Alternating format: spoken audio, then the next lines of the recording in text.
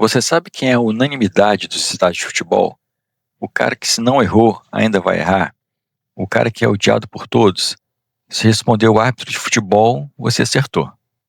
Sabia que em 2026, pela primeira vez na história, a CBF tornou a arbitragem uma profissão de verdade? Salário fixo, bônus por desempenho e uma carreira estruturada. Mas quanto ganha um juiz de futebol? Como alguém se torna um árbitro? E principalmente, será que vale a pena aguentar toda a pressão? Hoje no Carreiras 360 eu vou te contar tudo o que é preciso saber para decidir se vale a pena ou não entrar nessa profissão. Antes de qualquer coisa, precisamos de acabar com um mito. Juiz de futebol não é um ex-jogador que não teve sucesso. A maioria dos árbitros profissionais de hoje em dia nunca jogou futebol em alto nível. O que eles são, acima de tudo, atletas. A preparação física de um árbitro de elite é comparável a um jogador profissional. Um árbitro de futebol corre, em média, 10 a 13 quilômetros por partida, mais do que a maioria dos jogadores do campo. Mas não é só correr. O árbitro precisa dominar as 17 regras do jogo. E isso inclui interpretação, exceções e atualizações que mudam todo ano. Além disso, ele precisa de controle emocional para tomar decisões rápidas, sabendo que vai ser xingado por milhares de pessoas. Precisa de liderança para controlar 22 jogadores que, na maioria das vezes, não ajudam seu trabalho. E, principalmente, precisa de resiliência psicológica para lidar com a pressão das redes sociais depois dos jogos. Em 2026, a CBF contratou 72 árbitros, assistentes e operadores de VAR com salários fixos. Isso significa que a arbitragem brasileira finalmente deixou de ser um bico para se tornar uma carreira, com plano de carreira, bônus por desempenho e direitos trabalhistas. O caminho para se tornar juiz de futebol não passa por uma faculdade. O primeiro passo é se filiar a uma federação estadual de futebol. Cada estado tem sua própria escola de arbitragem. Em São Paulo, por exemplo, você procura a Federação Paulista. No Rio, a FERJ. E em Minas Gerais, a EFMF. Dentro dessas federações, você faz um curso básico de arbitragem, que inclui aulas teóricas sobre as regras, aulas práticas de posicionamento em campo e simulações de lances polêmicos.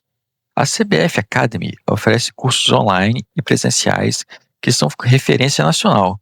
O custo desses cursos varia de R$ 500 a R$ 2.000, dependendo da federação e do nível do curso.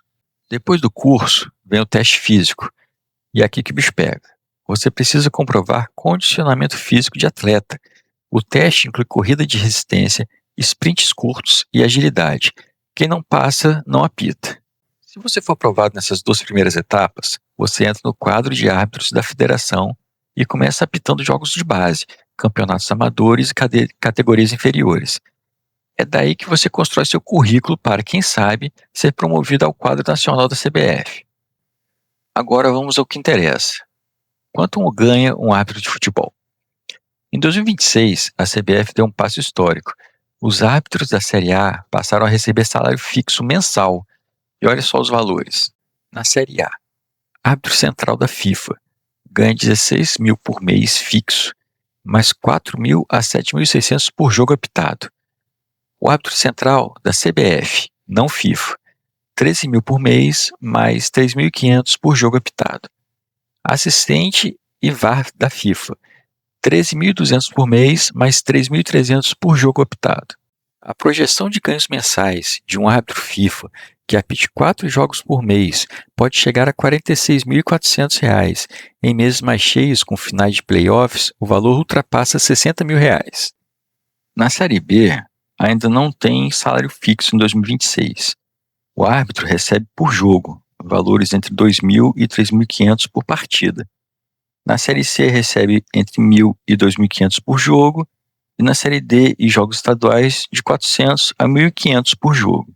Caso queira seguir nessa carreira, você começa investindo pouco, em cursos e equipamentos em torno de R$ 2.000. Se você começar a apitar jogos estaduais a 800 cada, em 3 jogos você já recuperou o investimento.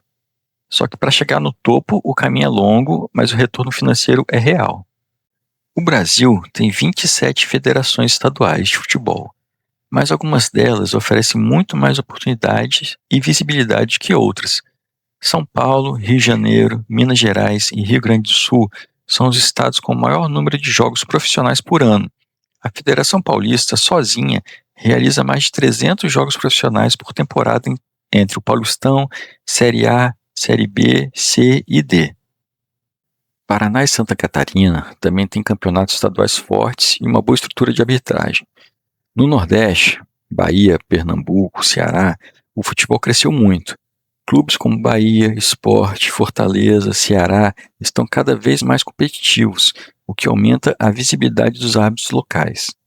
No Norte e no Centro-Oeste, as oportunidades são menores em quantidade, mas também com menos concorrência. É um bom ponto de partida para quem quer acumular experiência. O conselho é: comece onde você está. Não precisa se mudar para São Paulo para ser árbitro. Você está em Alagoas, comece com a Federação Alagoana. Os grandes árbitros brasileiros, como Wilton Pereira Sampaio e Rafael Claus, vieram de estados considerados menores. Agora eu vou ser honesto com você. Nem tudo são flores no apito. Ser árbitro de futebol no Brasil é uma profissão, em muitos momentos, ingrata. Por exemplo, exige a pressão psicológica. As redes sociais transformam cada erro de arbitragem em um linchamento virtual. Não é incomum árbitros receberem ameaças e terem que se afastar por questões de segurança. Em casos extremos, precisam de proteção policial. Tem a exposição midiática. Cada lance polêmico vira assunto nacional. Programas esportivos passam a semana analisando e criticando a atuação do árbitro. Sua imagem fica exposta como de um jogador de futebol, mas sem milhões de contrato. Tem também o teste físico anual. Você nunca pode relaxar. Todo ano tem novo teste, e se não passar, você é rebaixado de categoria. Isso significa menos jogos e menos dinheiro. Tem também a avaliação de desempenho implementada pela CBF, que é um novo sistema de bônus vinculado ao desempenho. Erros graves podem ser punidos com suspensão por rodadas, perda de bônus e até exclusão do quadro. Mas, para quem consegue aguentar tudo isso, a arbitragem oferece uma carreira que poucas profissões oferecem. Você não precisa de faculdade, não precisa ser um gênio, não precisa de muito capital inicial. Você precisa de ter preparo físico, estudar as regras e ter controle emocional. Como eu já disse, as grandes oportunidades estão nas federações com mais jogos, São Paulo, Rio de Janeiro, Minas. Mas para sair dos jogos de base e chegar à Série A, não basta apenas passar por o teste físico. Como a gente está no Brasil, é muito bom ter um padrinho político para te encaminhar.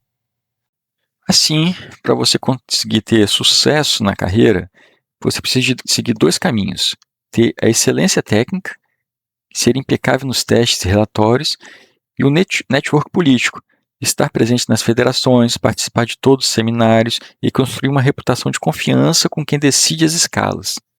Mas então, afinal, vale a pena ser árbitro de futebol no Brasil em 2026? A resposta é: depende. Depende do seu perfil. Se você é uma pessoa que busca estabilidade, adora futebol, tem controle emocional e está disposto a estudar e treinar como um atleta, sim, a arbitragem é uma das carreiras mais democráticas do esporte brasileiro. Em 2026, com a profissionalização da CBF, ela se tornou ainda mais atrativa. Mas, se você não lida bem com críticas, pressão e exposição, talvez seja melhor continuar assistindo os jogos de casa. O fato é, o cara do apito é a peça mais criticada e menos compreendida do futebol, mas é também uma das mais importantes, porque sem ele não tem jogo. Espero que tenha gostado desse nosso vídeo. Te aguardo na próxima semana. Um abraço.